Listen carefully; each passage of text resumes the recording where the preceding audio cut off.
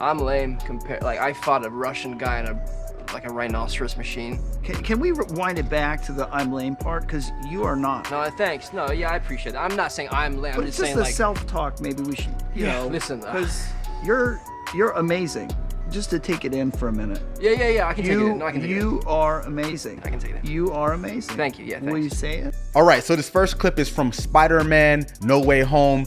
I saw this a few weeks ago and I saw this scene and I'm like, wait a minute, that's an example of self-talk. Now, it's negative self-talk because you saw Andrew Garfield's version of Peter Parker not being as enthusiastic since he didn't fight space aliens and all different types of villains, and he put himself down. And then Tobey Maguire's version of Spider-Man came and said, hey man, don't talk about yourself like that. So in sports psychology, this is talked about a lot. Self-talk is basically the inner dialogue we have in our head with ourselves.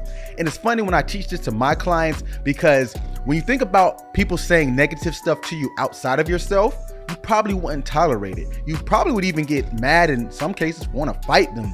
And it's funny because we wouldn't allow that to external people, but when we say it to ourselves, it's all of a sudden okay. Now with self-talk, it seems kind of like, okay, well, whatever, who cares about what you say to yourself? But think about it. Thoughts are actually a pattern of neurons that make up what the actual thought is. So every time you think that particular thought in your head, these neurons have to fire and the connection gets stronger. Hebbian theory, neurons that fire together, wire together, meaning it gets more routine. It becomes your default mode. So if you're always thinking, I can't do this or I'm no good, it eventually becomes the automatic pattern that you want to go to when things don't go your way. And you can see how this can be detrimental in a sports situation, but even in just regular life, we can say hundreds of thousands of words per day. So if you're saying things that aren't beneficial, I like to say productive self-talk other than positive, because sometimes people have pseudo confidence and say things that aren't really going to be helpful. Think about things that are productive. So if you say, I'll never be able to accomplish that, it doesn't mean to just go over the top and say, I can do anything, I'm unstoppable. Well, you can, but you can say something more along the lines of, if I was able to put my mind to it, I can eventually achieve it. That way you're setting a tone that it can be done, but you also give room to gradually build up to it. So that's what self-talk really is about. You can practice these things by making lists,